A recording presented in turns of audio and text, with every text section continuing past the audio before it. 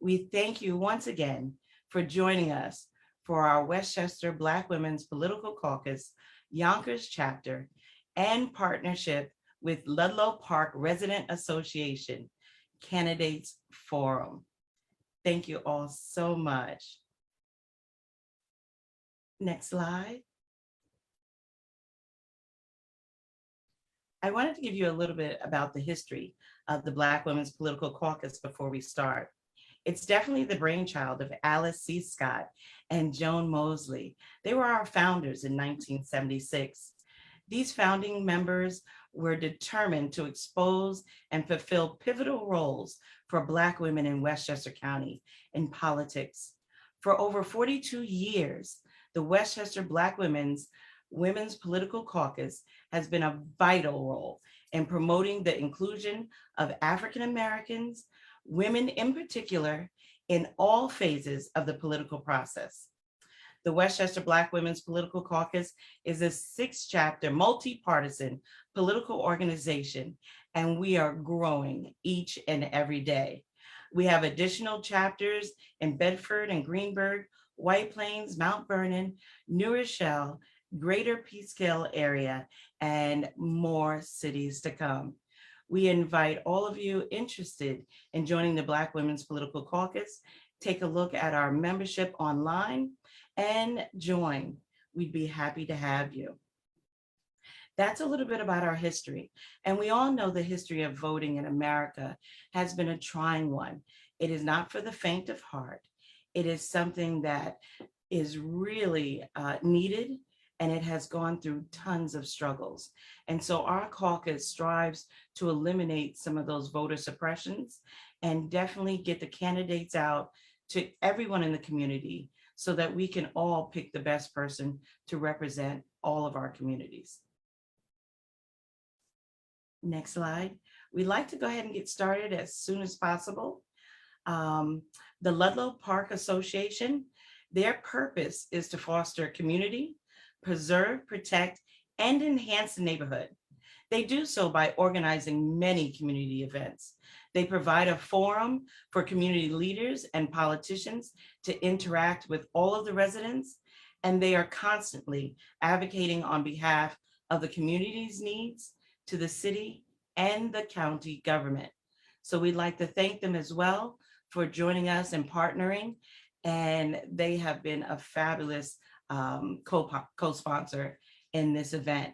We look forward to seeing many of you at our in-person event with Ludlow Park on Thursday night. And we'll share more of those details with you all later.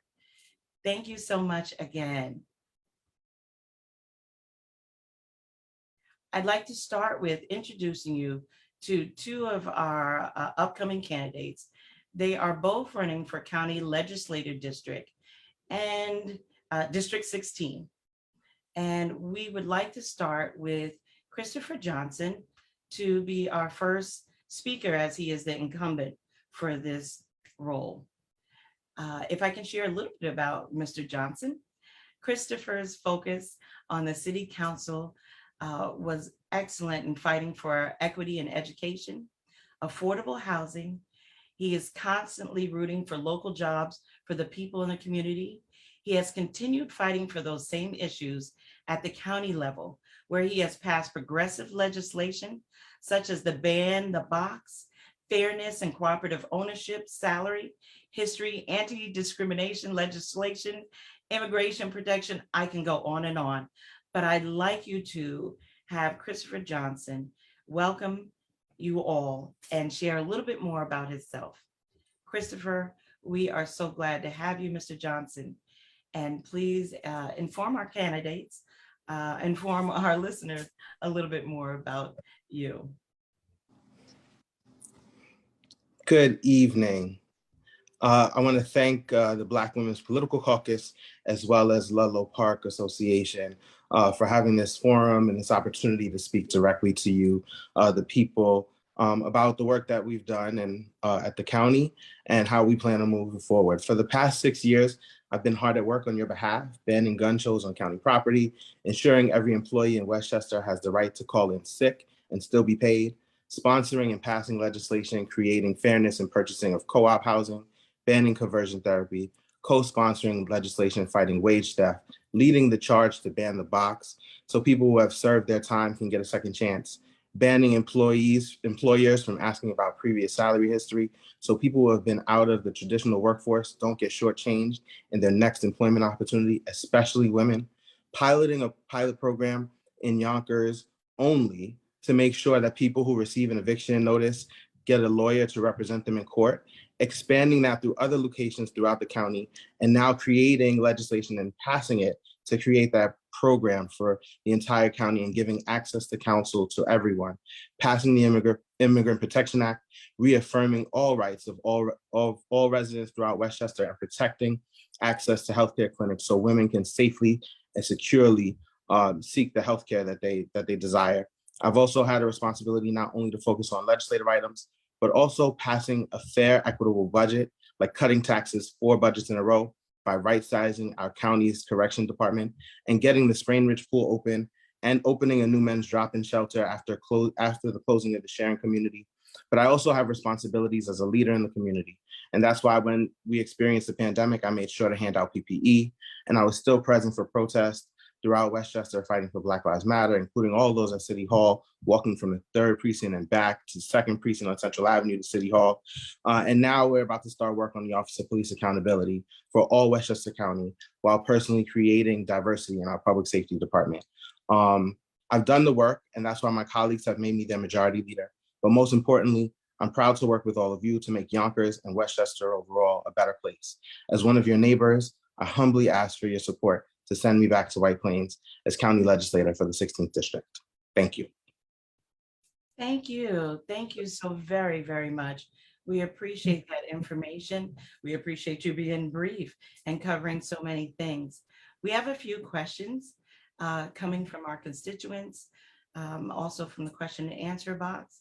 I'm going to ask that the question and answer team, please ask Mr. Johnson one of your questions from our constituents.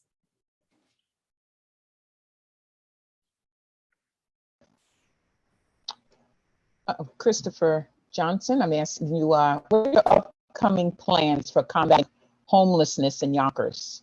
And will we ever see Yonkers streets free of human beings being degraded, meaning everyone should have a warm bed and meal each and every night?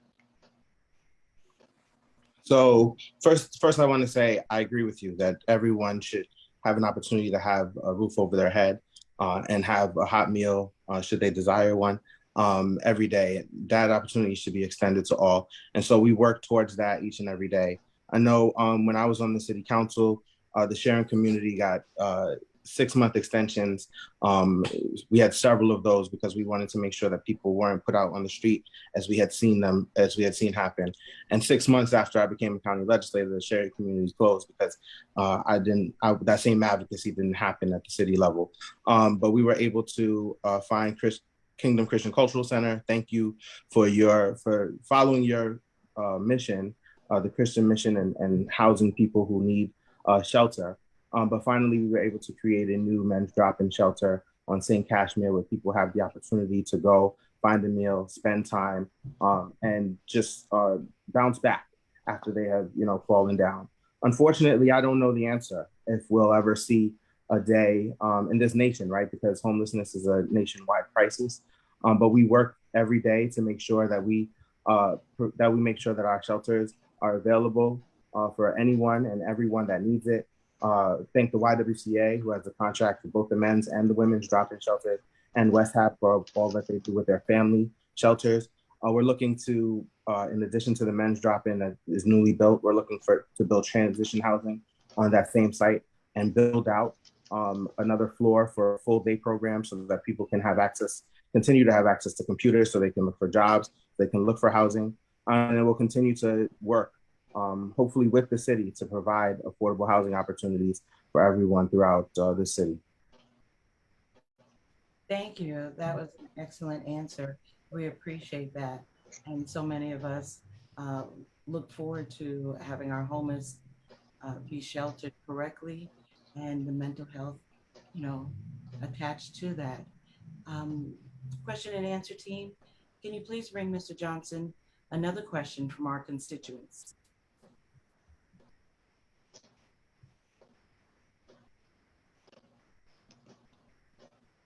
Another question is, can you expand on the county's plans for police reform? Yeah, so actually we had the police, reimagining police and, recommendations from the police reform and reimagining task force. We had 51 different recommendations. Several of them were asked from the state, for example, to change civil service law to make it so that our police departments can be more diverse, so that people who look like the community can serve in the community. There were several things, like opening up the process and making sure that there were things available on our website that the county exec and the commissioner were able to do on their own. But the biggest of them, the two biggest ones, one was making sure that we had our crisis team, our crisis intervention team, that gets called when there are mental health issues, if someone is hurting themselves or if there's a crisis of that nature. Having a police officer respond isn't necessarily the best way to handle that situation. So we have mental health workers that are present and able to respond in conjunction with the police department to make sure that they get the services that they need. And in addition to that, we're looking to, the next big bill that we're looking to tackle at the County Board of Legislators is the Office of Police Accountability, where we look to have local communities like Yonkers opt in, where people can make complaints about whatever issues they've had with their local police department to the county, and the county would then do all of the investigating and then make recommendations as to what, if any, disciplinary action should be taken on any officer that was involved in whatever the situation was. That removes, the oversight from the city or the local municipality, so that there's not any interactions between family or friends or things like that, officers who have relationships, and it removes it to a third party, making sure that it's more independent. And we hope that that will provide the level of accountability that everyone should have. And we look forward to that. Thank you. Thank you so much for those answers. If you have the time and can stay on, I'm sure there'll be some extra questions towards the end. Please, Mr. Johnson, continue to look through the chat and answer some of these questions on your campaign trail. We appreciate you so much for coming. My pleasure, and I'll answer any questions in the chat. Thank you. Thank you again.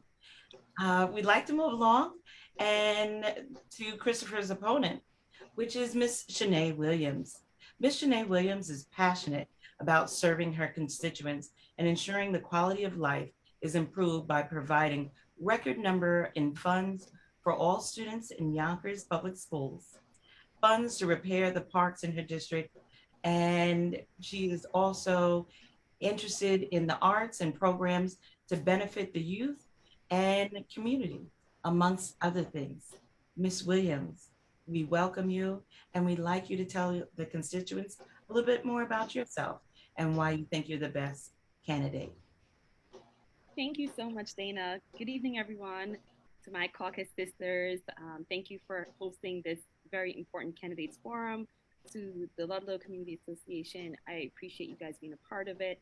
And I'm happy to be here to just talk a little bit, and hopefully I'll have, how much time do I have? Just so I know, Dana. So, we'll give you 3 minutes. That's okay, 3 minutes. A nice round number. Because, you know, elected officials, we can talk forever. So, and I want to make sure I get the most important things out.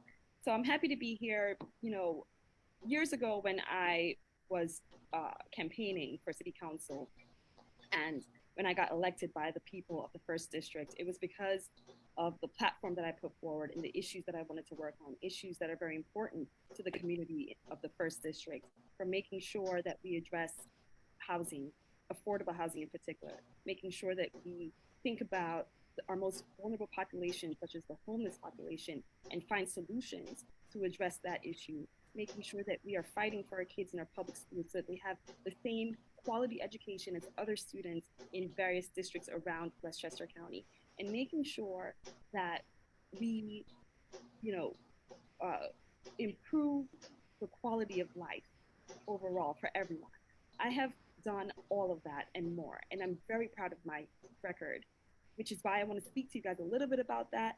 First, when it comes to housing, I was the sponsor, the main sponsor of the 20% affordable housing ordinance here in the city of Yonkers. And I continue to work with my colleagues and to work with the community to make sure that we bring in developers who want to build 100% affordable housing throughout the city and have been successful in doing so. I have been to Albany time and again, fighting for our kids to get better funding from Albany. And every single year that I've been on the city council, we have increased the amount of funding that we provide to our public schools. And as a result, we have now brought back sports, arts, music, even counselors, of which my opponent benefits, psychiatrists, and so much more. And I'm proud of that work. We were recently recognized by President Barack Obama as, with our MBK program that we're doing with our young boys and men of color as a community, a model community for the entire United States of America. And I think that is a testament to the work that we've been doing and the work that I've been doing as a partner and supporter of our students in our public schools. When it comes to our quality of life, no one cares more about the community than I do. As a person who is a dog lover, as a person who's a nature lover, I am always out and about in the community, and many see me and know that about me. But one of the things I wanted to make sure that I was able to accomplish as council member is to improve the quality of life by creating legislation and implementing it so that we can have dog waste disposals throughout the downtown. And with, I see I have 1 minute, Cami, I'm gonna wrap it up, and make sure that we have dog waste disposals so that we can keep our community clean. I've made sure that we renovate and continue to create green spaces at all of our parks. And that is something that is important that hasn't been addressed before I got to the city council in this position. And so I'm very proud of that work. And what I really want to do, is take my experience, take my passion, take my leadership skills to the next level. There's no doubt that I care deeply about the homeless population. I live on Main Street, which many of you here know, and every day that I take a step out of my front door, out of my apartment building, I see homeless, I see people struggling with mental health, I see people, on substance abuse issues, and there's so much more that we need to address. And it's really the county's job to look out for those vulnerable populations. And that's why I want to go there and work on that. And I hope that you will give me the opportunity to do that, because I am a proven leader in the community and I want to continue to serve in this capacity. So thank you for your time, and please remember to vote for me June 27th. Thank you. Thank you so much, Ms. Williams. We appreciate that. Straight to the question and answer panel. Do you have a question for Ms. Williams? Yes, I have a question from an anonymous attendee.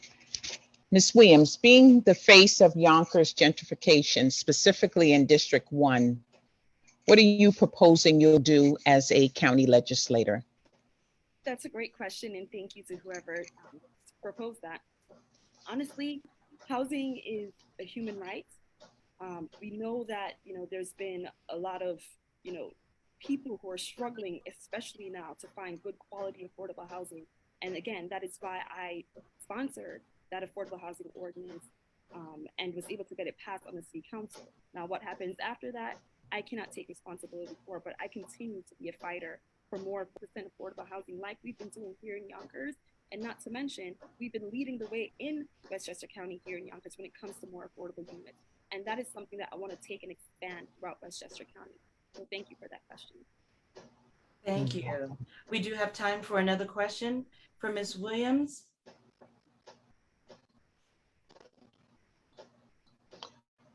Ms. Williams, what are your plans to make public transportation more reliable for all hardworking families? Thank you. I have to commend our county executive and the entire board for last year and even this year for allowing the Beeline bus system to be free over the summer months. I think that was a very smart thing to do, and it really helped people who needed it. But I think it's important for us to have a larger conversation with the entire county about the bus routes, especially here in Yonkers. It is not the most efficient in in the city of Yonkers.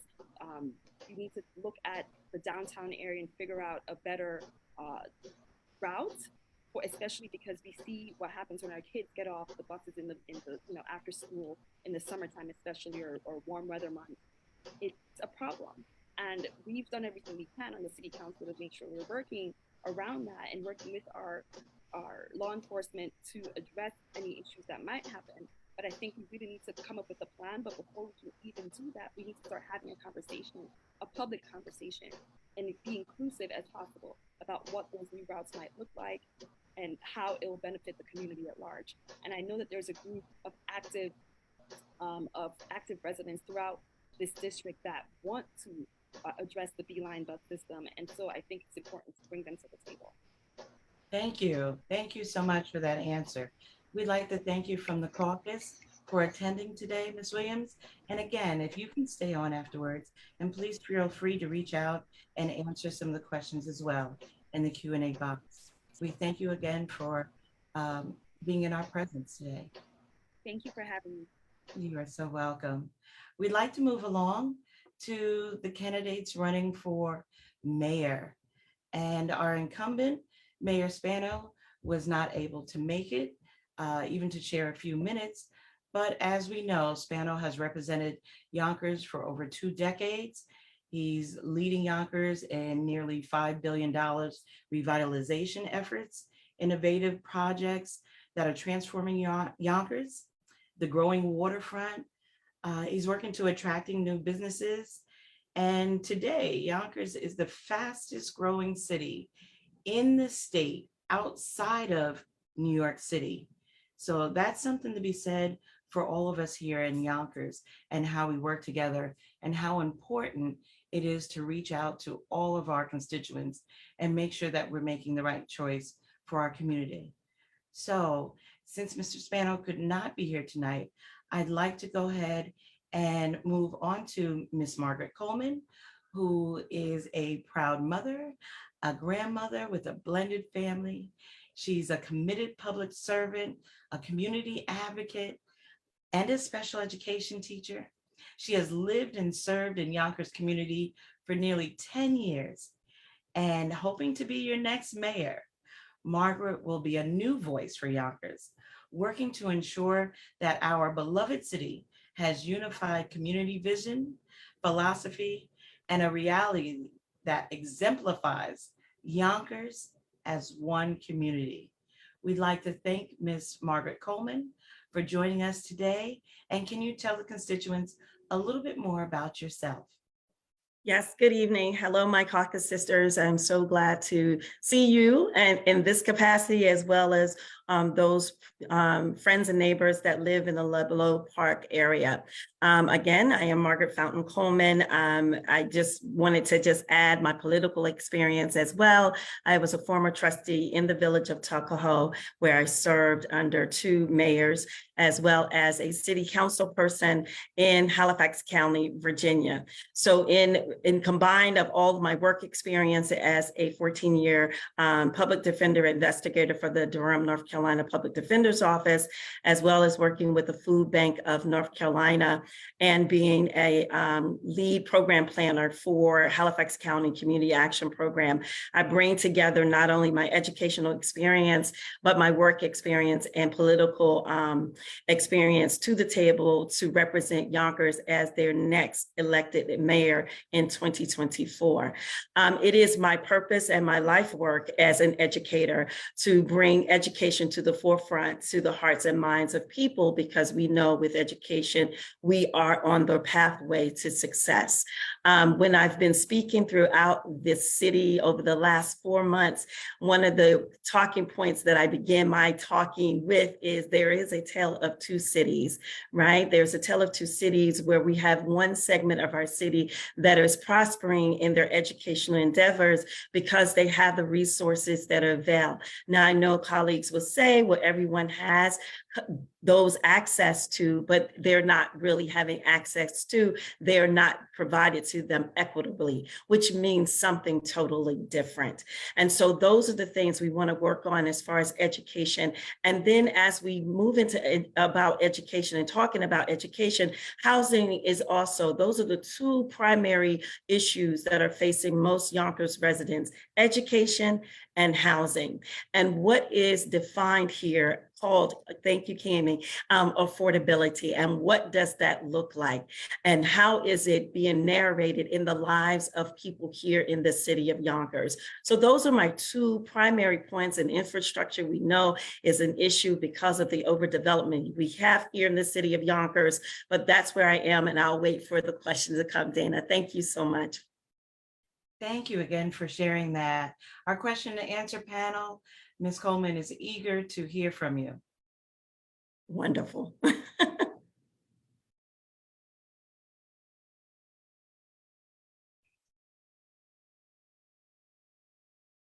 Let's see if we can get them unmuted. Okay. Can you speak a little bit more about the infrastructure and the direction should we be going?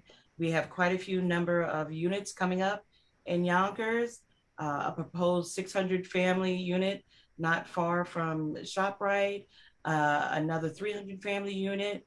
What are we going to do about our infrastructure, our highways, our roads, the exits to get here? Everyone is not taking the trains. Absolutely. I had my infrastructure platform meeting last night on Facebook Live, and I talked about what my platform is for Yonkers One Community as we talk about infrastructure. And I was with a group on yesterday, Yonkers United. There is a coalition that is being rallied together to deal with this overdevelopment here in the city of Yonkers from varying communities within our community.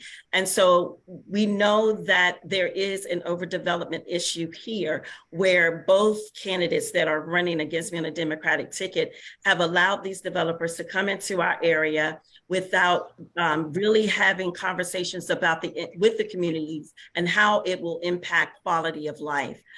We already know that parking is an issue. Developers are now being allowed to reduce the number of parking spaces within their buildings. This is public record. If you go to the meetings, you will hear them asking for that to be set aside for them to reduce that amount of parking. Parking is a real issue. It is a real issue. It is going to be and continues to be a real burden on the persons who live here in Yonkers. And as you said, Dana, everyone doesn't take the train. People actually drive. And I am one of those people who drive back and forth to work. I know I shared the Robinson story, a lot of places that I go about parking, how sometimes they have to drive around for 45 minutes to an hour just to park at their residence on Warburton Avenue because of the overdevelopment that has been taking place in their area.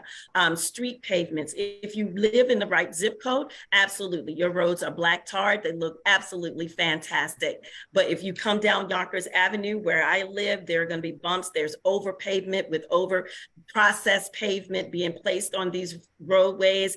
And then by the time you drive over it another, amount of times, amount of days, the same crevices exist. All of these things continues to be a deficit here in the city of Yonkers. And so we need to put a plan that is going to create quality of life, quality of driving, quality of movement within the city of Yonkers. I see Lisa's unmuted, so I think she's ready for me. Yeah. Sorry, Lisa. No problem. How would you help to regulate the frequent rent increases that tenants are experiencing that live in the newer buildings along Alexander Street?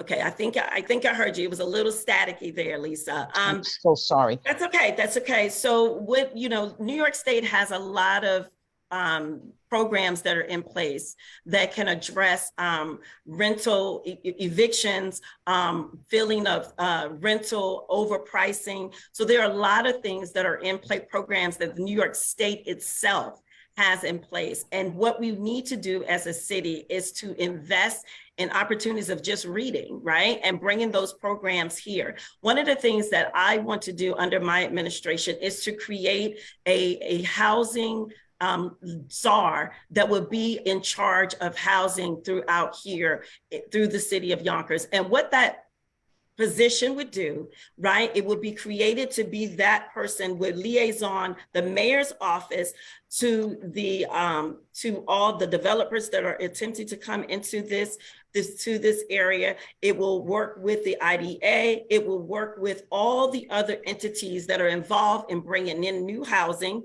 residential home ownership. That person will be there to enable to provide information, policies and practices that will be given to me, so that I can send down to the city council to say, this is something we need to take a look at.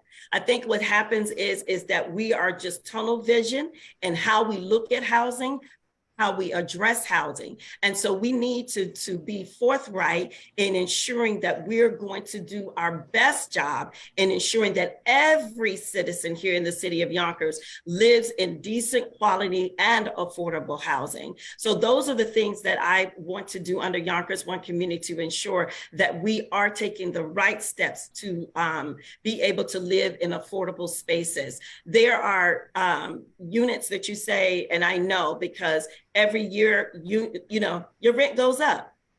We had a little breather during the COVID little period, 2 years. It looked like a window that landlords and renters were not raising rents. But now that we're getting our economy back on track, that seems to be the state of play. And so we want to be able to have people that we will have rental courts. We will do all of those things that we need to do. Thank you, Cammie, that we need to do to ensure that people are living their best life here in the city of Yonkers. Thank you so very much. That was poignant, and these questions we really want assistance with.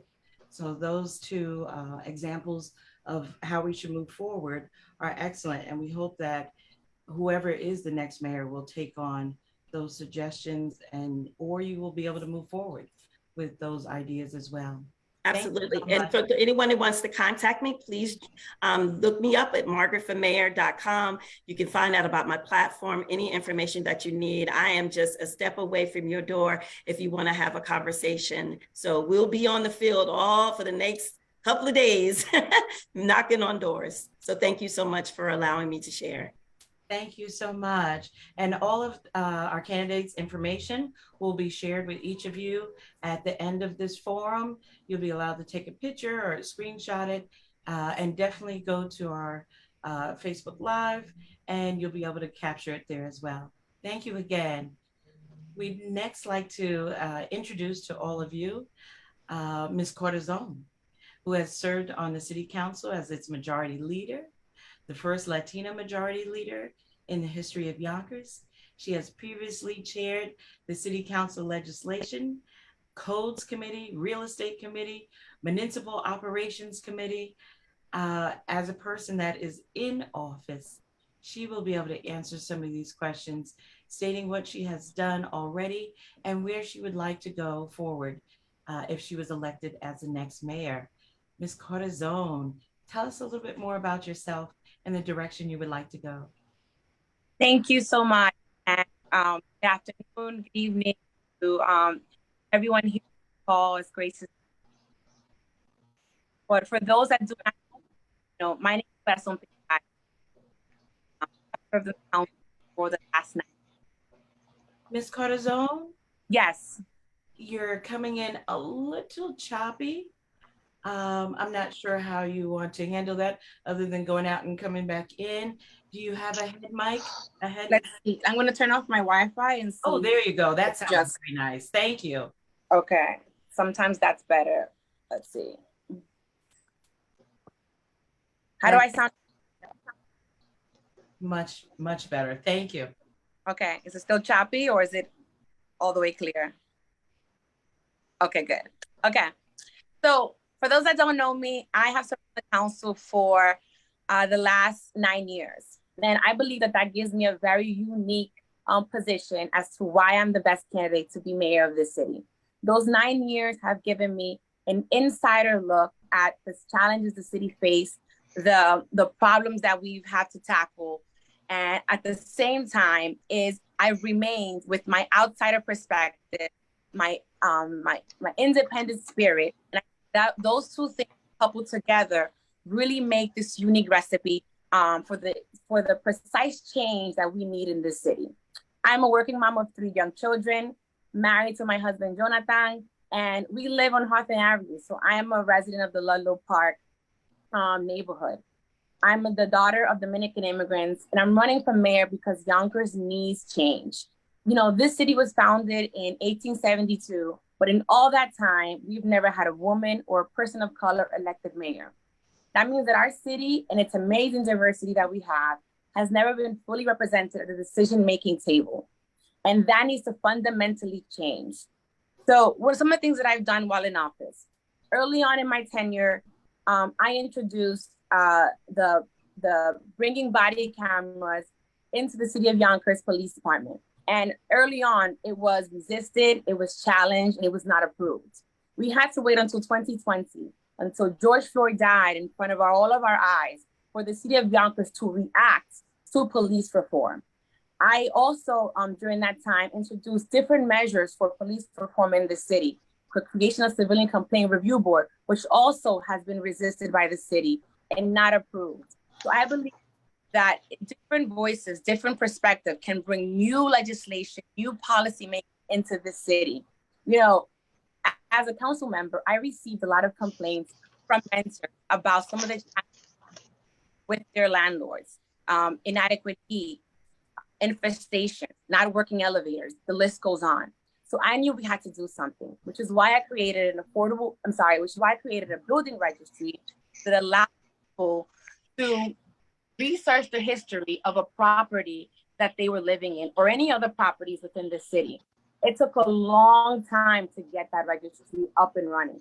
Why? Because the city could not understand why it was so important to families. And really, they don't understand the importance and how there are few things that are more important than having a safe place to call home. And this registry would really empower residents to make decisions on where they might want to live and raise their families before making a commitment to a rental unit, while also allowing the city to really look at one concise place, the history of all these properties, all the properties are written. So it really serves as a public marker on which landlords are fulfilling their contractual obligation to their tenants and which one aren't. That's time. Thank you. Thank you so much, Ms. Corazon. You spoke a little bit about the police cameras and body cameras. I was wondering, there's been a lot of buzz, especially online, about mandating a certain percentage of the police to live where they work. If our county legislators and our mayors must live in a certain district where they work, our firemen must live in the district and where they work. What do you think about having our police officers and a percentage thereof live where they work? I 100% fully support that, because there's a different emotion that we have to our neighborhood when we live. It's a different emotion that we take, a different approach of how we treat people when they are truly our neighbors. And that's what we need in our Yonkers Police Department. We need people that understand the true experiences of Yonkers, not someone who lives in the city for a certain amount of time, acquires this good quality city job, and then takes their money and moves to Rockland County or moves to Greenburgh or wherever. We need people who are really vested in the city of Yonkers, and that happens by the people that live here. So I support that measure, and I support ways to get more people who are born and raised in Yonkers, who are from our communities, who attend our schools, into our police departments. So one of the things that I've supported is giving additional civil service points to graduates of our Yonkers public schools. Why? You know, one, that the majority of our students are students of color. So we're providing opportunities for students of color. We know that our students, their residency is in Yonkers, and many of them, their residency are long-term in the city. So when we give opportunities to those that are in our communities, what we're gonna reciprocally receive is just a win-win recipe for our community. So I fully support that. And I want to go make sure that we go above and beyond creative ways to diversify our department, which only has 54 African American officers, and really figure out how do we, on a, not just on a, one-time basis, the city just actively, it's not ongoing yearly, are they promoting, actually advocating for the diversifying of our police department. So we need to be a campaign that is year-round as to how we get more community members who love our city to serve on our police departments, our fire departments, the rest of our city. Thank you. Thank you so very much. Do we have a question from our Q&A team as well? Another question? Yes. What measures would you take to make housing even more affordable, increasing the percentage of the amount of units that can be available, and also especially for our lower middle class citizens? Thank you. So I voted on an ordinance that would have required developers to set aside 20% of units as affordable. As many know, that ordinance was vetoed by the current mayor, because there's this notion that if we require 20%, developers will not build in this city. That idea is false. It's a false narrative, and they're gaslighting us. And the reality is that they're going to continue to build, and we as a city should demand developers do their fair share in this city so that residents can have opportunity to live in these units. So in addition to voting on the 20% ordinance, I also introduced, and it hasn't yet been created, but the creation of an affordable housing registry, because oftentimes there are things that we put in place, like the affordable housing ordinance, and people do not know how to navigate it. They don't know how to find these units. They don't know where these units are. So as a city, if we're passing laws, let's make it accessible for people so they know exactly where to find these units, exactly how to access them. And furthermore, in my budget hearings, I spoke about the creation of an affordable housing department that specializes in just affordable housing issues. Because right now, those issues go to the planning department. And it is my opinion that we need a dedicated department to really hone in on the issues, to look at the market and figure out strategically. The honest answer is, I don't know. I personally do not know how we can tackle on the increasing rents. But should we have a real economic strategist that can look at the market, look at our economic policy, and find real ways how to implement a plan? That is the way that I believe we can create solutions, but that is not there in this moment. So I think what we've lacked in this city is creative ways of thinking, right? And the reason is because oftentimes through lived experiences, you come up with solutions about how to solve certain issues. Thank you. Yeah, those are exactly the right ways that we would like our next mayor to go.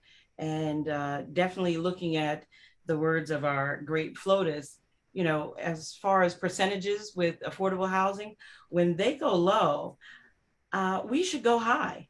So rather than ask for 20, 25%, demanding 50%, that's equitable. But that's something for our next mayor to consider, and that's something for them to put a panel together for. Do we have one last question for Ms. Corazon as we like to move along so that we can have more questions for all of our panelists later? Absolutely. What strategies would you implement to further reduce the crime rate here in the city of Yonkers? So I represent District 2, which is one of the districts that struggles with one of the districts with the most with crime in our community. Northern Hill specifically has a very high crime rate with respect to the rest of the city. Early on in my time, I knew that the way attempt to tackle that was to bring holistic approach into that neighborhood. So what did I do? Early on in my tenure, I invested $1 million for the creation of Day Spring Community Center, a community center that includes a full state-of-the-art basketball courts, computer center, resume building, a day laborer program, childcare services, and the list goes on. And we repurposed a church to really create this investment in the neighborhood that had a lot of investment happens. So what was West Ham able to do with that? they were able to use that seed investment from the city and then create Day Spring Commons, which is a 100% affordable unit building for the former homeless families within the Yonkers community. We need to do more of that. We need to create holistic approaches to how we combat crime. That means that the seniors in this city that only serve a senior center and not after school program. We need to figure out how do we expand facilities that we have ownership of and make them more accessible to people. We invest in mental health services, or make sure that the organizations and nonprofits that are doing mental health work, professionals, get more funding from the city to do more work. But that's the best way to tackle crime, and that's the best way to create solutions for our community. Well, thank you so much for that. We appreciate you giving us your time here today as you're running for mayor. Thank you both, Ms. Coleman, and thank you, Ms. Corazon. Good luck to you both. Thank you. Thank you. You're welcome. Next, we'd like to move to the City Council, 1st District, and we'd like to start off with Ms. Parker. Ms. Parker has been fighting for fair housing, and she desires expanding the employment process for all, definitely investing in our youth. Ms. Parker vows to fight to make sure that the parks and roads in District 1 are fixed and maintained. She believes that our kids and our pets and our seniors, they deserve safe areas to relax and to play in. The 1st District deserves well-paved roads, accessible sidewalks, proper garbage cans to ease sanitation removal, and more. She would like everyone to enjoy parks in District 1, where we can equally improve the quality of life for all. Ms. Parker, I know there's so much more you'd like to tell us about yourself and why you are running for City Council 1st District. Hi, I am trying to start my video, but it says that somebody has stopped it for me, so I'm not sure. That's all right. Please continue, and I'll have my team right on that. Thank you so much. No problem. So good evening, everybody. Thank you so much for having me. I'm happy to be here to listen, to talk with you. Oh, there it goes. Start my video. There we go. Hi, everybody. To listen and to talk with you about, all of the issues here tonight. I know many of you on this Zoom have heard my spiel, born and raised here. I have a degree in political science, and I worked in government, local government specifically, for the last 6 years. So tonight I'd like to do something a little bit different and dive deeper into the 3 pillars that I mentioned: lived, educated, and worked, that add to the unique lens that I can provide on the Yonkers City Council. I think it's really important to be able to differentiate each candidate from one another. And one thing we all have in common is that we're all beautiful Black women. But there are things that make us very unique and very different. And I like to emphasize some of those things for myself. When I say born and raised here, I'm not just saying go to sleep and wake up here, for the entirety of my life. I'm saying being born and raised here from birth. And that means something, not just to me, but to so many people in and around the 1st District who live, and families have lived and died here and have felt like they haven't had a real true voice on the City Council in a very long time. There's a different perspective that's provided when you've lived through some of the good times in Yonkers and some of the worst times in Yonkers as it relates to public safety, to education, to housing. And that voice needs to be uplifted in the behind the closed doors conversations that occur, on the City Council. So when I'm saying lived here, I mean fully entrenched in everything here, right? Not just being here or having come here, even though we love everybody who's come to Yonkers for all the great reasons that it has to offer, but, living in the day-to-day, not just being on organizations or sitting on boards or becoming a member of something, but just really in the day-to-day, right? Shopping at the ShopRite, going down to Trevor Park, riding down the bumpy roads of North Broadway that really need to be changed, right? It's about really living in this district, and that is something that I can, provide. That is a perspective that I can provide. As it relates to schools, I didn't have parents who were fortunate enough, to sacrifice their employment to stay home with me. I needed my guidance counselors. I needed my principals. Right now, our education system is in shambles. Yes, we have a 90% graduation rate, but that is a testament to our kids and not a testament to what we provided to them. And so I really my daughter's 3, going to be entering Yonkers Public Schools very soon. And I want to be able to provide that perspective on the City Council, which has not been provided in the last 6 years.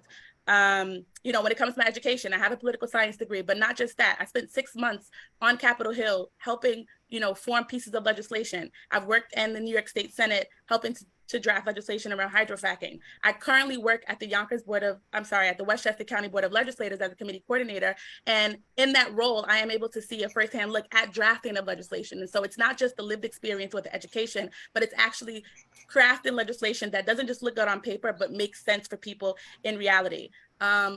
Continuing on the path of my work experience, I worked for 32BJ at SEIU, and that led me to a career directly in politics, working for Legislator Christopher Johnson. And if you know or know people who work in legislative offices, we are the backbones of that office. And there's been hundreds of constituent concerns that I've been able to handle.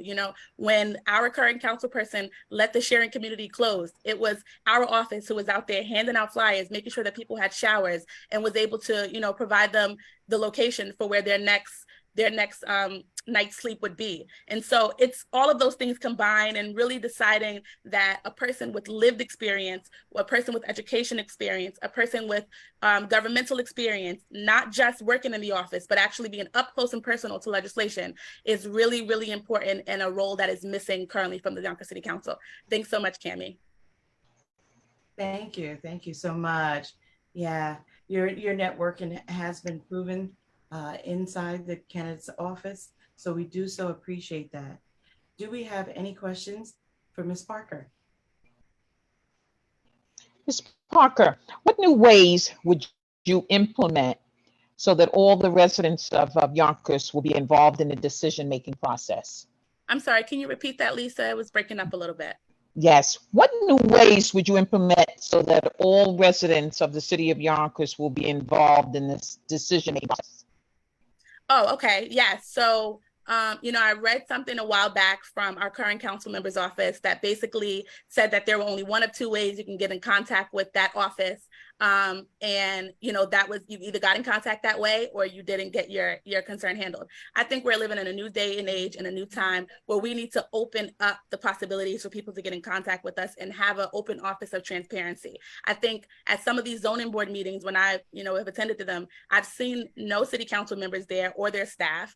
I think there needs to be more of a correlation between the boards and the decisions that these boards are making in our office, where a lot of people from the community attend these board meetings. That's a direct connect and direct connection that can take place to be able to open up the doors of transparency between the office and the community. So I would just say expansion, allowing people to, with a process, one that makes sense, but allowing people to reach out to and connect with the office in a variety of ways, ranging from, a controlled social media environment all the way up, to the very, I would say, dated way of like writing letters and stuff. I think we just need to open it up and get more creative, because that's just what the times are calling for. And people should not be shut out of the process simply because they don't have information on what I would consider, honestly, Yonkers website, a very, robotic and dated website. Thank you so much for that. And that's one of the reasons that this caucus takes pride in having these candidates forums. We do not want our constituents, we do not want our community, we don't want our families to be shut out. So I think you're right. We need to make it make sense, like we say here in Yonkers. Is there one more question for Ms. Parker? Yes, Ms. Parker. What are your plans to improve the infrastructure here in the city of Yonkers? My plans to improve the infrastructure. So I would say that we need to put, and this is something that has come up in the recent conversations about the overdevelopment in the area, and some of the community coalitions have, mentioned it. We need to take a step back and really do an assessment of the city and the city's infrastructure and what we have in place to accommodate all of these hundreds and thousands of new, buildings that are coming. And I think that can be done by providing some funds, toward a study or hiring, an outside agency to really assess what our infrastructure is at the moment, how we can improve it, and work with the experts, right? Like, the reality is that many of us on the city council will not be experts in every single area. But that is why, you know, we have been tasked with using our brains and reaching out to other smart people to really, you know, assess the problem. But the only way that you can do that is if you identify a problem to begin with. There are people, you know, our current representation, you know, I would say has not proposed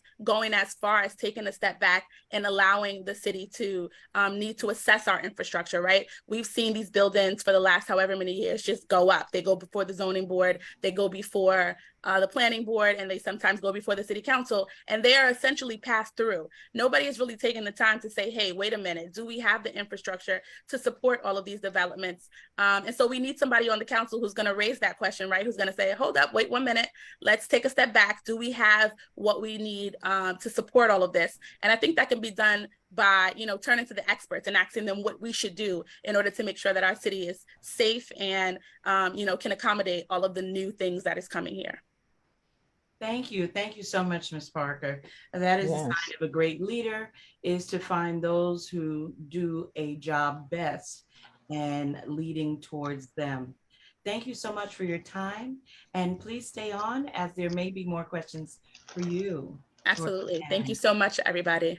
Thank you. Thank you. Next, we'd like to go to Miss Effie. Miss Effie has worked for over 20 years in social services, providing housing for mentally disturbed adults. She's a life counselor to underserved parents and children living with autism. She has also worked in domestic violence shelters and other job readiness programs. We'd like you to tell us a little bit more about yourself and share why you would be the next best candidate.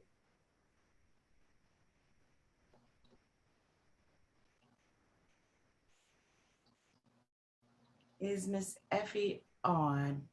I know she was. I think she might have gotten bumped off or dropped. So we will take leave and we'll be happy to come back to her as time allows. And she was on, so please forgive her at this moment. Can we move on to Miss Deanna Robinson? Miss Deanna, we know you are a lifelong Democrat, a community advocate. We know you bring years of public service in District 1 on the Yonkers City Council.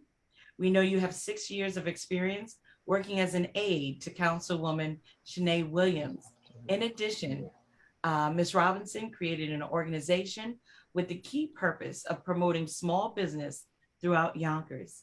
Can you tell us a little bit about yourself? Can you guys hear me? Yes, ma'am.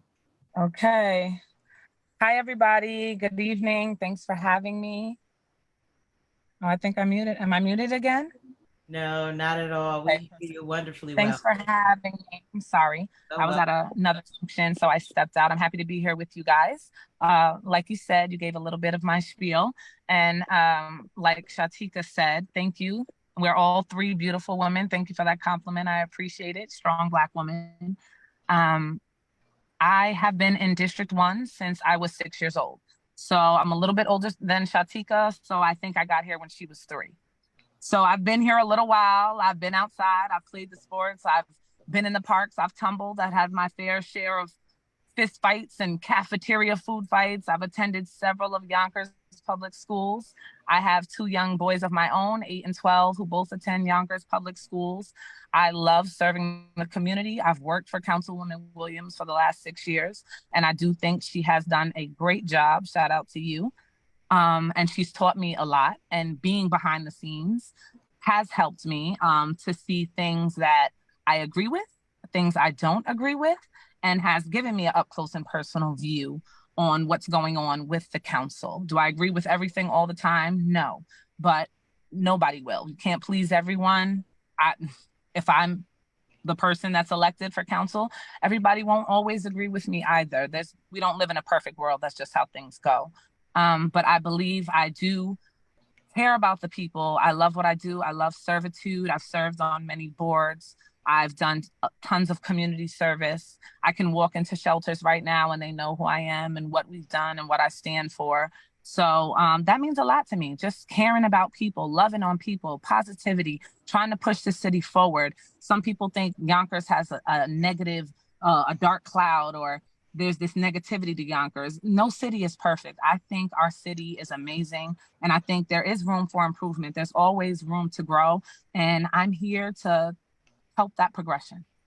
Thank you so much. Are there any questions for Ms. Robinson? Ms. Robinson, how can we have ownership of our schools to organize the children and teens into programs like arts and music and mechanics and blue collar programs? I'm not quite sure how we can gain ownership. I do know there's a lot of things budget-wise we can do that, you know, a lot of us have been fighting for. Certain council members going up to lobby to Albany, money that's owed us for years and years and years to implement, you know, funding back to our city. We are a big city. When I graduated Lincoln High School, I had 4 full track scholarships. I don't see scouts coming back. I was a part of the choir. We had arts, we had everything. My son is going into 7th grade. He wants to play football. It's very hard for him to find a team we don't really have JV sports like that. We have intermediate sports, flag football. He wants to do tackle. There's no way our 7th graders shouldn't be prepared to play 9th grade sports. You can't play flag football and then get to high school and jump right into tackle and expect to be fully knowledgeable. It just doesn't work that way. So I would love for our kids to be afforded the opportunities that we've had in the past and more because they deserve it. So, you know, fighting for the funding that we deserve is super important. All of the developments that are happening, actually holding these developers to contractual agreements with the IDA, being specific with the contracts and holding them to it. Really driving down on these penalties when they're not doing what they said they were going to do, asking them what they're really going to do for our community. How much money are you going to give us towards our schools, towards these programs? What in your building is going to be available to our community and for our community? Thank you. Thank you so much for Thank those you. answers. Is there one more question for Ms. Robinson?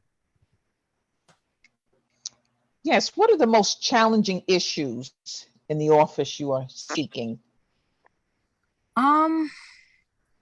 The most challenging issues in the district, or actually in the being in the office? In the office.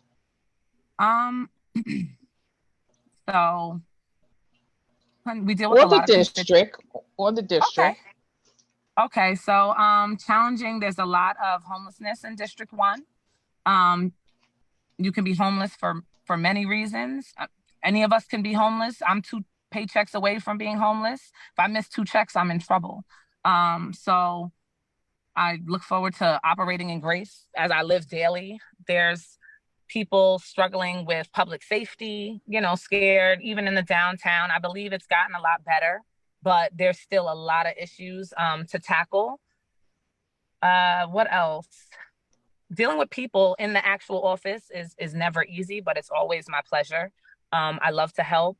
I love to figure out solutions, and being on the front lines and just helping people out. That's what I believe being a good human is, treating humans like humans. And we need to get back to living that way and understanding we all put on our pants, we all bleed the same way. So looking out for our neighbor and really operating as a community is something that I look forward to sharing and pushing if allowed to be in the seat.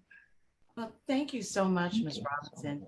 You seem to have been an excellent assistant and helper, and we look forward to seeing you in this upcoming election. Thank you so much. Thank you guys for hearing me out. I believe that all of my information is in the chat. Feel free to reach out to me. Like Shatika said, I'm very, very much accessible. So social media, email, call me, stop me in the street. I'm very hard to miss. So yes, I'm very much available if you have any questions. Thank you once again for joining us. No problem. Miss Effie, we're so glad you're back, Miss Phillips. I gave a little bit about yourself.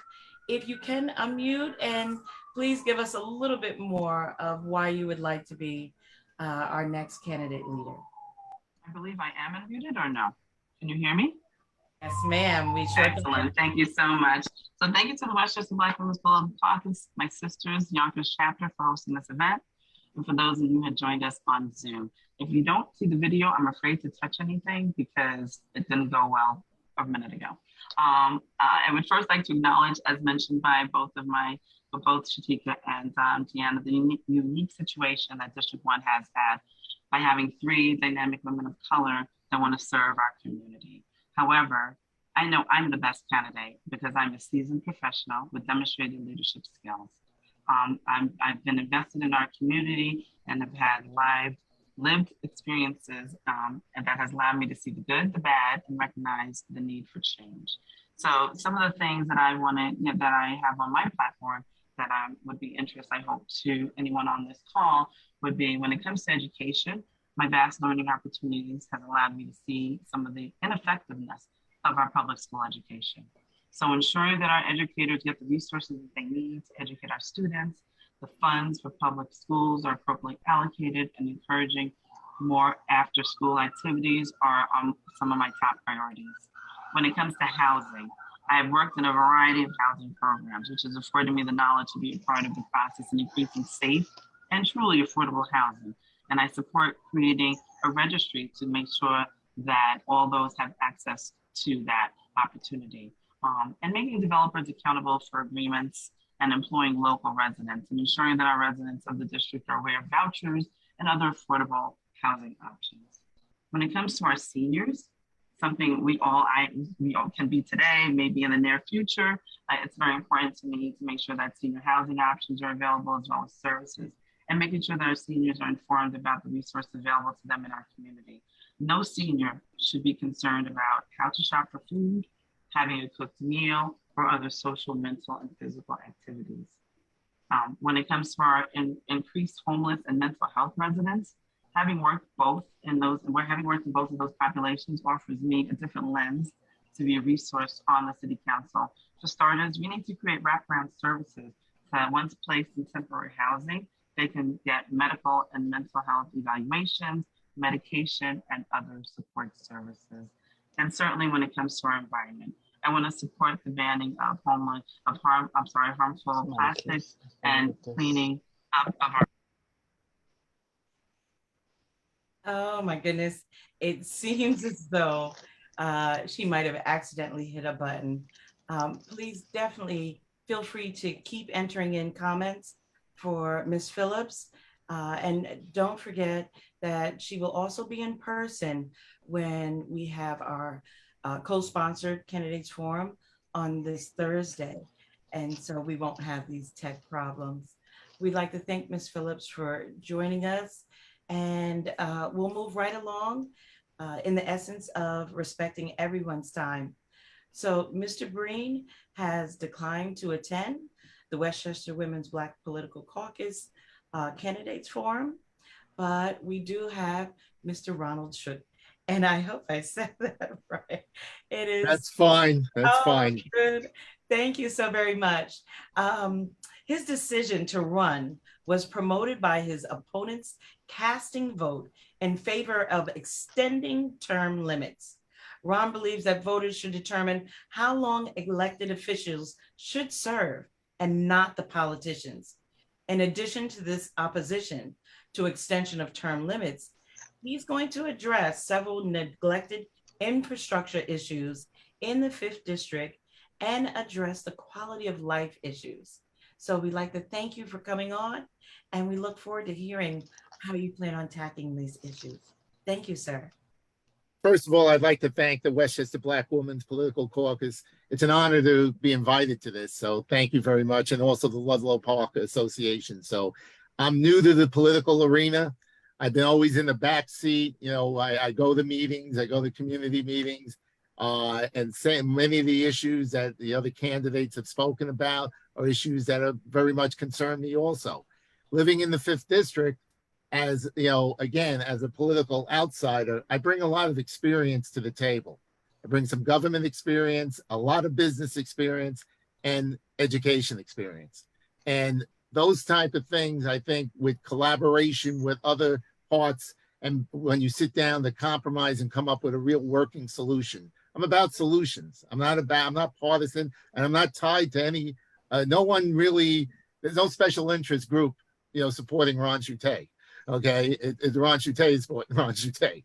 So As you mentioned, the term limit issue really upset me because I think, if the voters said we don't want any term limits, I would be fine with it. We probably wouldn't be having this conversation tonight, more than likely.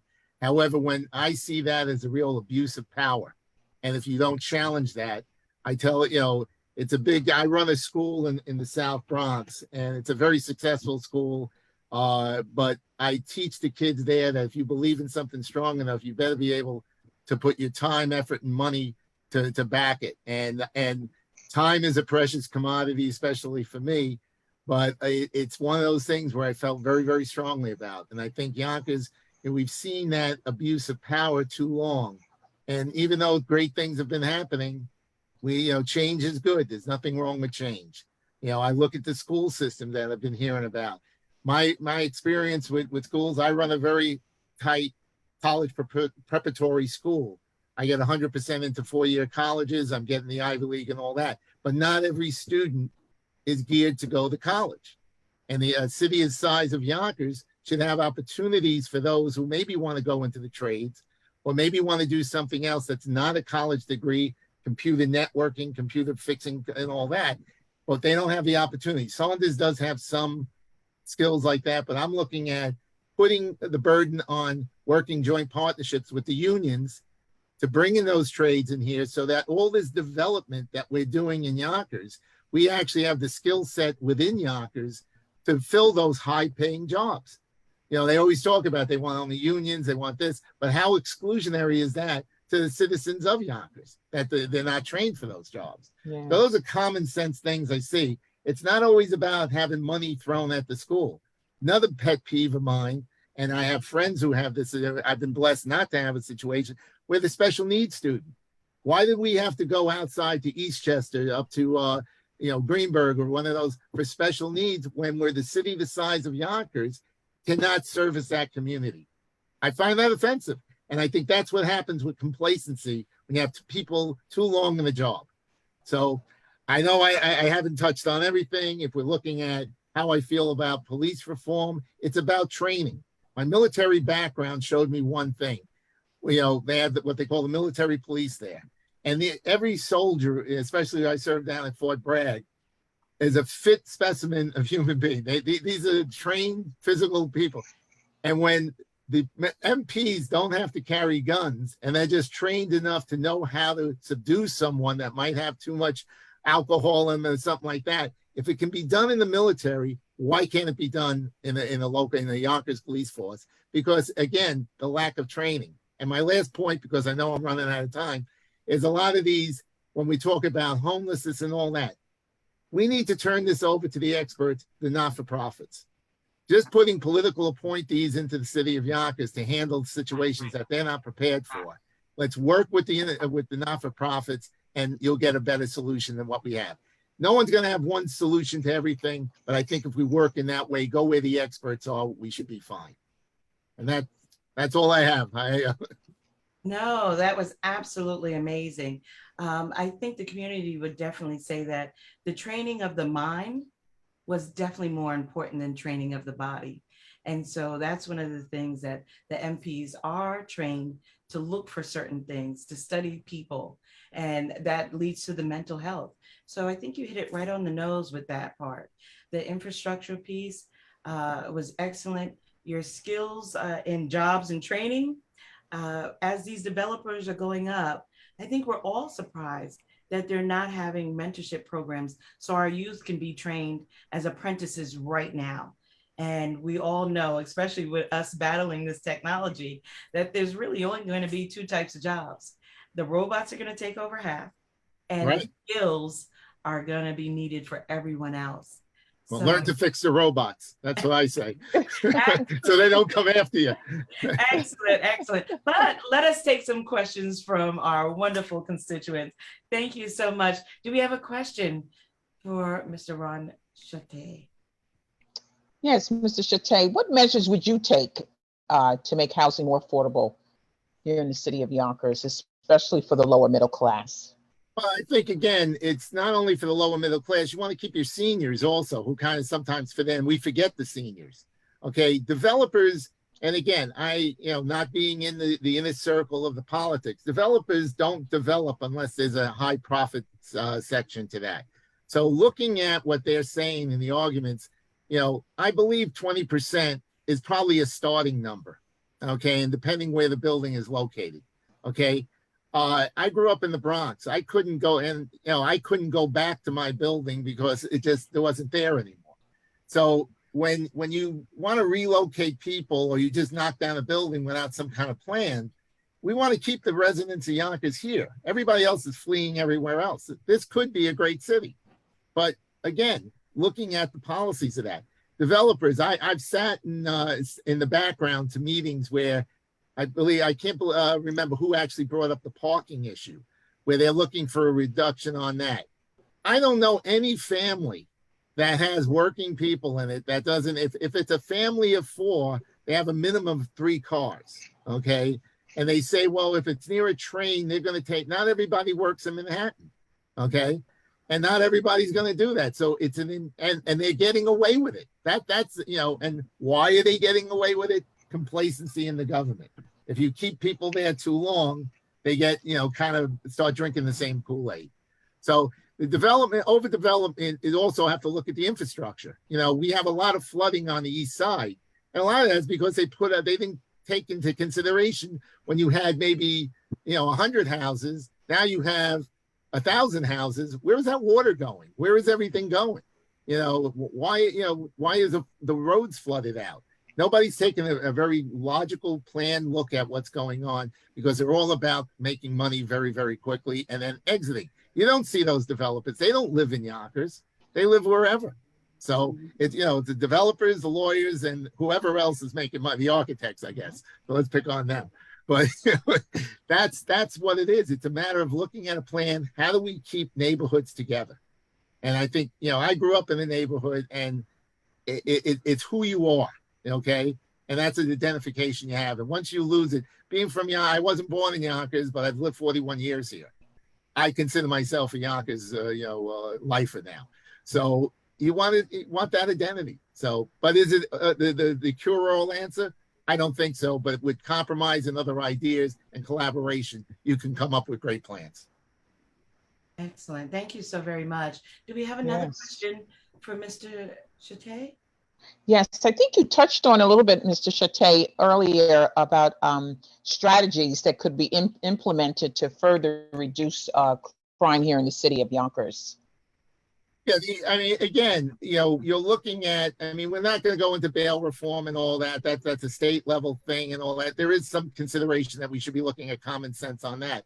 But I also think as we look to expand the police force, we talked about that. You need to have mental health workers side by side. So a situation is called in that someone's, acting up, out of balance.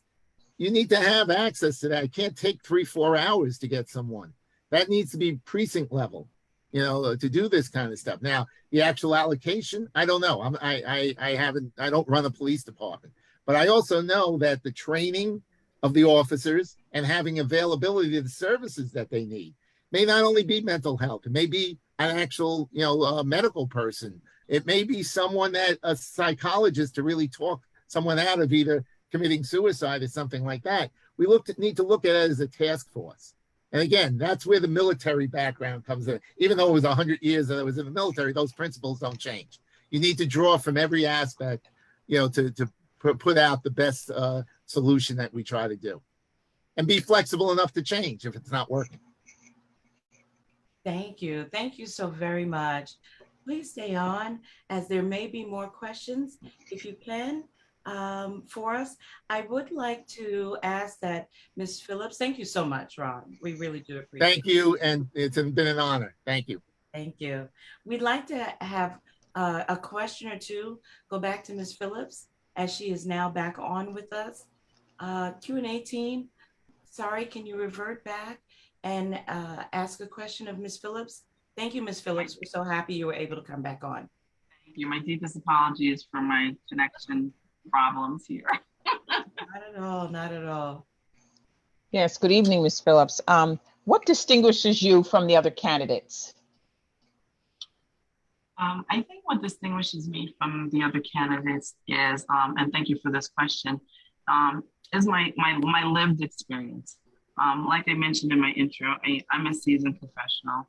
I've worked in a variety of fields over the course of my lifespan. I think Ronald mentioned the fact, when we're talking about mental health and working in that with that population, to have a candidate just do that, who's just a candidate who doesn't have any idea of the perspective on dealing with mental health issues and housing issues and homelessness issues, is a potential problem. So I think because I've had those lived experiences, that differentiates me from some of the current candidates. I've worked in employment services, so we're talking about getting people employed, whether young, old, or indifferent. I've lived in that experience. I've worked with DSS in the Department of Social Services. I've worked with WestAd and the Urban League Westchester. So a combination of all of that, I think, defines me differently from my other candidates because they're lived experiences. I've worked with the mental health population. I've done housing for people that were living with AIDS and children living with autism in their families. So I think overall, just my life experience and my work experience and those contributions to the current council is what puts me aside from the current candidates.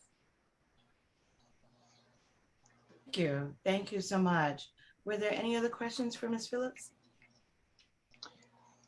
Could you describe an ethical dilemma that you face and how did you resolve it?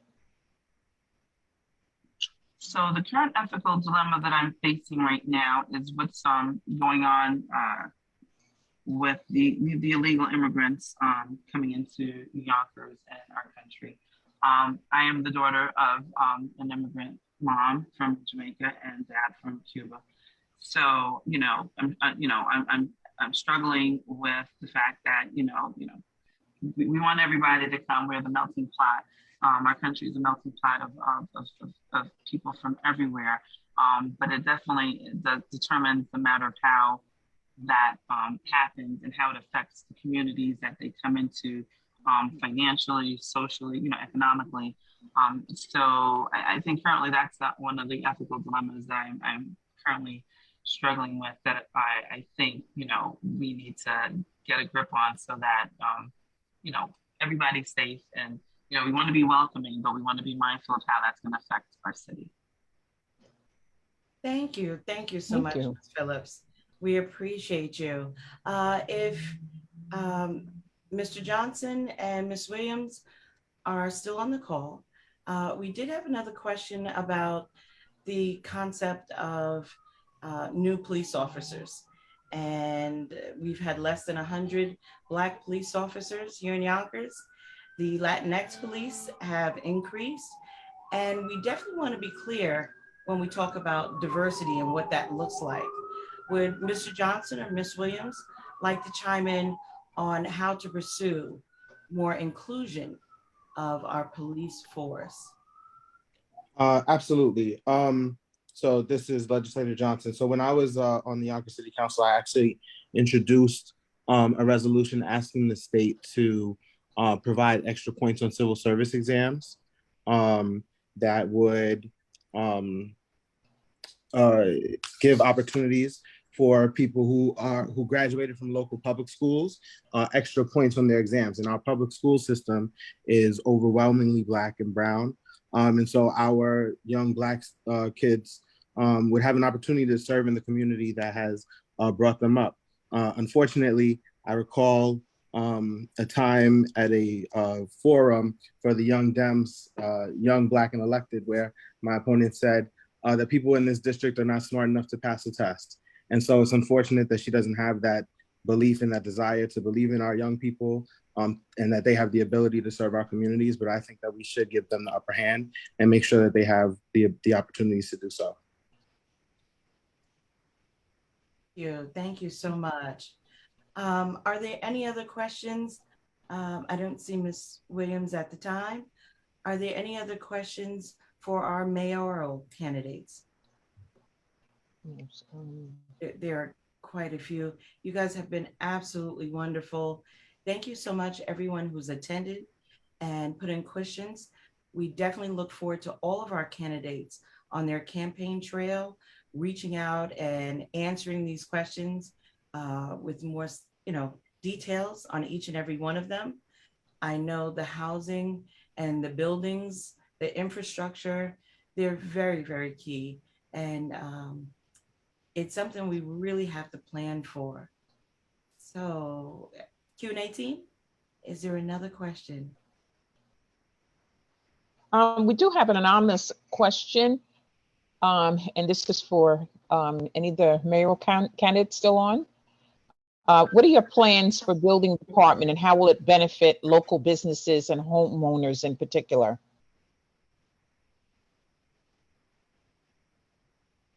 Sorry, can you repeat that one more time?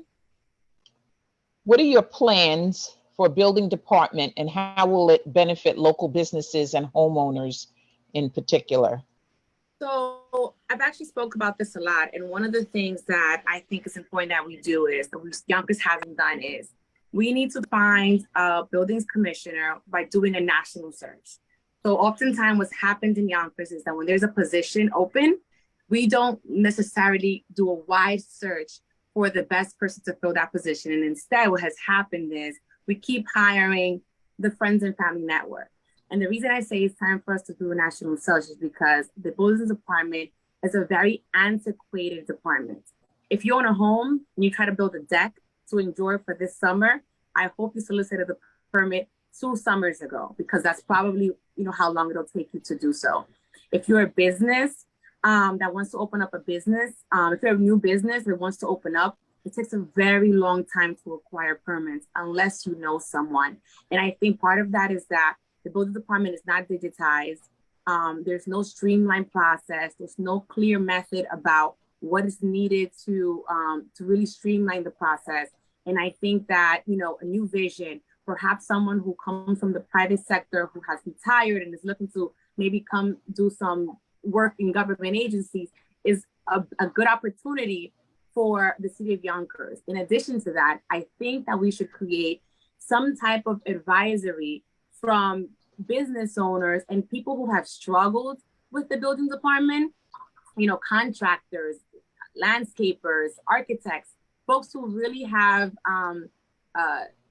dealt with the building department, to offer real strategic and real advice and truthful and honest feedback for me as mayor to really figure out how do we tackle the building department, because it is a monster of a department and it's going to take time because there's a culture in place there that is going to be difficult to navigate through. But I think we have to do something different. And it's going to start with new leadership as in the commissioner's office, with added inspectors to make sure that people are getting permits at a decent amount of time, digitizing the entire department, and making sure that we bring it to the 21st century. Thank you. Thank you. And I'm here, Dana, but I cannot, for some reason, my camera is not being activated. That's all right. There I am. So is that same question to me as well? Of course. Okay, thank you so much. And I've been in this process, been living here for 9 years, on the same amount of time that my opponent who just spoke has been on city council. So taking 9 years and now want to go into the mayoral position to talk about digitizing the building department is really an insult, because that's something that we should have already done. So we need to know that that's going to be done under my administration. That is not something. And then as to say that we need to do a national search, if we check the voting records of the person who's now leading that charge right now, they brought down the requirements for that person to lead that particular department, brought down the educational requirements for the person to lead that particular department. And it was a 7-0 vote. I mean, I can check the record on there. I'm sure we can pull that to find out how that happened. I think that's what the problem is. The problem is we keep saying recyclables and not realizing that we are part of that definition, that we continue to want to bring in saying that this is going to be new and innovative when we've been in these seats 12 and 9 years to bring about change here in the city of Yonkers. As I said, I've been a grant writer. I've written grants for HUD. I've done the major work in writing grants under the Community Action Agency. When I lived in Tuckahoe, New York, we worked on developers and putting developments in place and policies and procedures that we could stopgap developers coming in and strongholding the village of Tuckahoe. Did that as well in Halifax County, Virginia. I think what's happening is that if you say something long enough to your constituents, then you're hoping that they will believe them. But I think there's a wake-up call here in the city of Yonkers, that people realize that they have heard these narratives and this rhetoric for so long that they're growing tired and weary. We can hold developers responsible because there's something in the state policies that said we can claw back and go back and look at contracts. I talked about that yesterday when we were at the rally, that we need to sit down, and as the mayor here moving forward, if I'm elected, that is going to be one of the things that our administration is going to do. We're going through every single one of those developers' contracts and do a concise audit to ensure that they have brought those things forward that they were supposed to do in their contract. And then, the last thing I want to say, both Mayor Spano and Councilperson Pineda-Isaac cannot tout Dayspring Community Center. Either one of them brought that community center to bear, or the other. Both cannot run on that being the highlight of bringing something into a community that is needed. That is something that should have been brought forth for every single development that has been built here in the city of Yonkers, and to partner with the school that is in the vicinity. So there's a lot of things that I see, and I'm sure a lot of residents see, that has not been done 9 years and 12 years that fulfill the commitment to make this an equitable place to live. Thank you so much for your time. Well, thank you. We are all going to look forward to the in-person on Thursday, where more time is allowed for all candidates to share their views and explain their reasons. We'd like to thank everyone for coming. This group that has logged on tonight is definitely a group of fact-checking. We have seen the Q&A box. These are educated constituents that care passionately about our community, from our street vendors to our homeowners to our small business owners. We care. Our parents, we're seeking for seniors not to have to choose between medicine and food and paying for their mortgage or rent. So we definitely like to thank all of you. I'd like to share a QR code for the candidates' bios. If you'd like to learn a little bit more about each of them, if you don't have a chance to make it out on Thursday, please, constituents, grab your phones, take a picture of this right now. You can keep it inside your memory.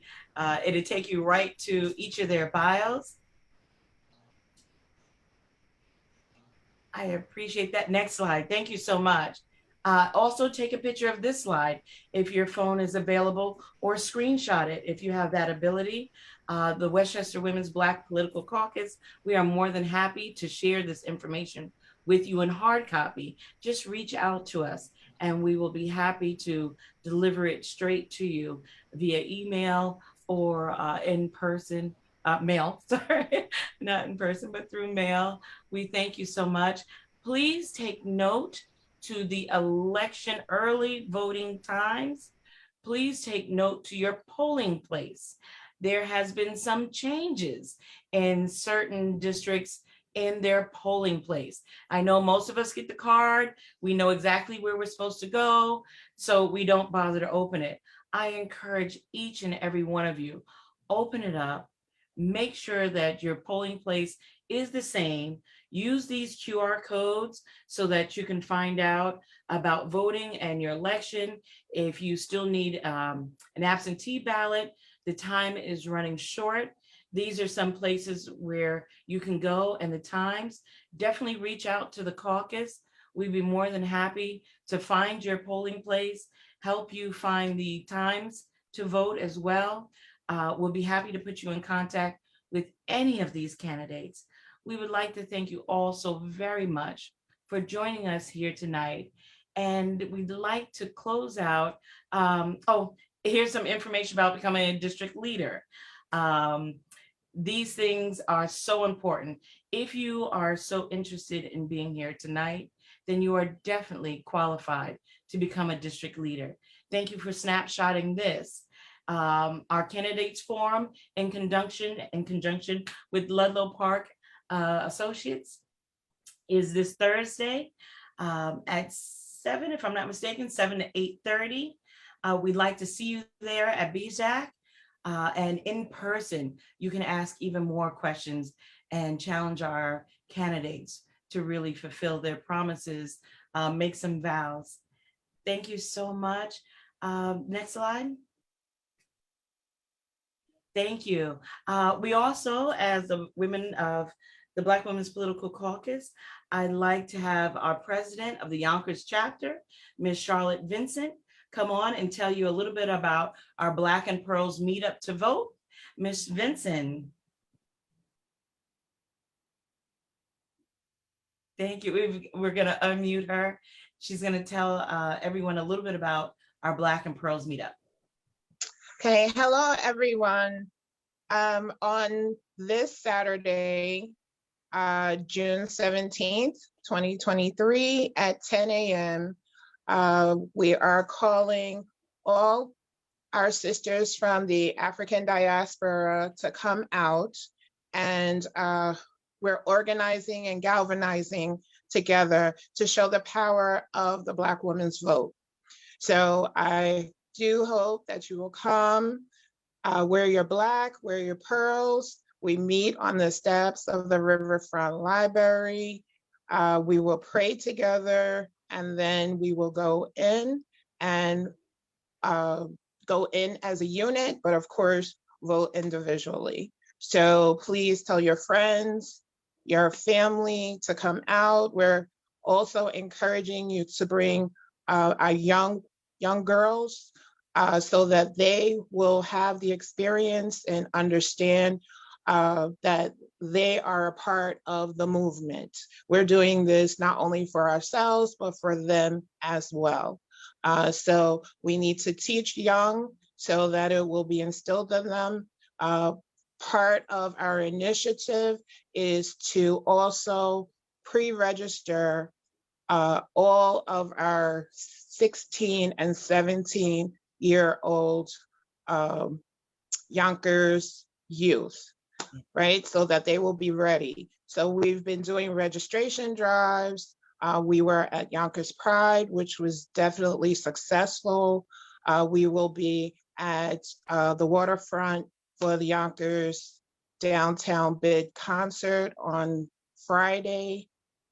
So we are working on our initiative. We are looking to have a coalition for national registration, voter registration day on September 17th. So if you are interested in partnering with us, we would like to have locations throughout the city of Yonkers simultaneously enrolling, registering people to vote and educating them on the voter registration process and their rights.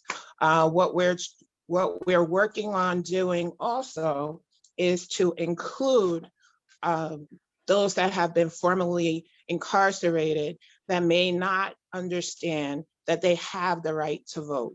So we are hoping to partner with lawyers, pro bono, of course, to help them understand whether or not they can vote, and also to help them with the expungement process so they can understand if they qualify for it. So we are definitely on the move. We appreciate you supporting us tonight, and we look forward for you joining us on Thursday for the in-person candidates forum that we will be co-sponsoring with the Yonkers Dem for wards 1, 3, and 4. And that is on the screen. You can follow us on our Facebook page. And I thank you again. Get home safe if you're not home yet. And we look forward to seeing you on Thursday. God bless. Thank you so much, Ms. Vincent, our Yonkers president of the Westchester Black Women's Political Caucus. I am Dana Johnson, and it has been an honor to serve all of you in this candidates forum. We would like to close out hearing from our chaplain, Ms. Edwards or Deb. I'm here, thank God. Thank you so much, Lady Williams, for honoring us with a closing prayer. I yield to my chaplain. Okay, I'm the chaplain. I'm here, Lady Wanda. Can you hear me? Yes, please close us out with prayer. Father, we are grateful for you, for this opportunity to hear each candidate candidly and their passion, their energy, their enthusiasm. We thank you, Lord, and we ask you to please forgive any disrespect and any attacks that may have felt they had received. We ask you in the name of Jesus to strengthen these candidates. Bless them to be able to be on the forefront serving, not themselves, but serving the community, not their ideology, but what the needs of the people are. And all the people, not some of the people, but everyone. Father, we thank you even for those who did not attend. We ask you to not harden their heart, but lighten their spirit to be able to come on the next forum be a part of it so that we can hear them too. We bless you, we glorify you. Continue to give each panelist the strength and the fortitude to continue this work. In Jesus, we trust. Amen. Amen. Thank you so much. We look forward to seeing you all on Thursday. Eileen O'Connor and all of the Ludlow Park Association would love to have you there. Bring a friend. We truly appreciate you. Thank you everyone for joining. Get involved and lift as you climb. Good night, everyone. Thank you, thank you, thank you.